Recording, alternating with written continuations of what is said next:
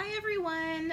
Happy summer! I hope everyone is enjoying their summer break so far. I am officially on summer break today, and now I have some free time so I can tell you all about two awesome graphic novels that I am reading that have both been nominated for the Texas Maverick graphic novel reading list for next year. So the first one that I'm going to talk to you about, this is the Beauty and the Beast manga, and one side is Belle's Tale, and the other side is Beast Tale. This is a really fun manga to read. So I'm not a huge manga person. If you read my blog post from about 2 weeks ago, I read my first manga novel and it was really hard for me to read. It was very different, but I did enjoy getting to read something that I'm totally unfamiliar with. And so this was a fun way to kind of get into manga. And since then I'm trying to find more manga at my Austin Public Library so that I can nominate a really good one for the Maverick list. So on Belle and Beast's Tale, this is a really fun manga again. So we start with Belle's Tale, or you can start with Beast's Tale, it doesn't matter. But we start with Belle's Tale, and if you've never read a manga before, instead of reading right to left, they read left to right. So it's kind of like reading in the opposite way of what we're used to. But Belle's story is so detailed and just beautiful. You can see how those drawings are very intricate, and they feel like almost dainty. And what I liked about Belle's side is that there's a lot of inner thought, and she puts a lot of thought before she does things, and you learn a little about Belle and her family and how they came to be, or how she and her father came to be into the village that they live in. If you watch the live action Beauty and the Beast from last year, or 2 years ago, with Emma Watson as Belle, it's got a very similar feel, but since this is a book, there's no music.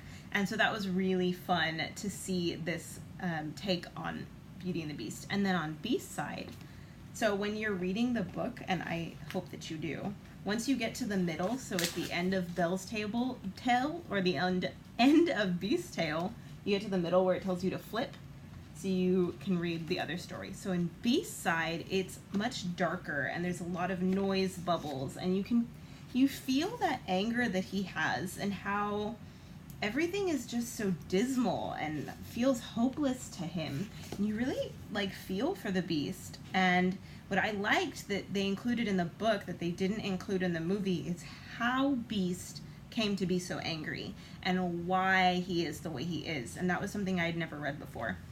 So it was really interesting to read this. And then in the middle, again, at the end of both stories, they both have a very beautiful lesson to teach. And Beast is about how beauty isn't what you have, it's what you can give away. And I loved that. And then on Belle's side, it was something just as beautiful. And it was about how a happily ever after isn't the end of something, it can be the beginning of something. And so that was really fun to read. The other graphic novel I have for you, this one is nonfiction. It is a nonfiction graphic novel short story collection, and it is fantastic. I'm not a huge nonfiction person, and this book was amazing. So if you work in a high school library or a public library or any kind of library where you're going to get two women to read something, or even men or anyone in general should read this, definitely put this in your library. I would not recommend it for middle school or elementary because it is a little mature. There are some things, there's some sex, there's some cussing, there's some nudity in it, so it's not something that I would put for the younger kids. And that book is Penelope Bagieu's Brazen, and it is amazing. It is full of short vignettes about different women and how they change the world. And it is just so cool. So one of the first women in here is Margaret Hamilton, and she was the Wicked Witch in The Wizard of Oz, and her green skin is actually hers. And so you see in the book how she came to get her green skin, and it is a really cool story.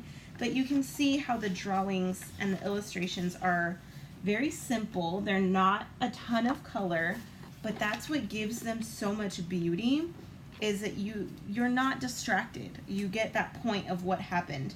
So this one is my favorite, Georgina Reed, and she saved a lighthouse in Maine by using terracing, because she was a gardener and familiar with terracing, and so she used that to save a garden. And I love how it shows how she's little and she uses her husband to find books.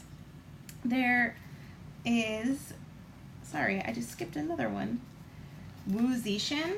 She is an empress, and the first empress who was a woman. Nellie Bly, who's one of the greatest journalists. And again, these drawings are just gorgeous and simple, and you don't get distracted. There's no major, like, big drawings like in other mangas or in other graphic novels where the whole page is taken up. These are just very simple. They read like comic strips, and I liked that a lot. And at the very end, you get, oh, I hope I find it,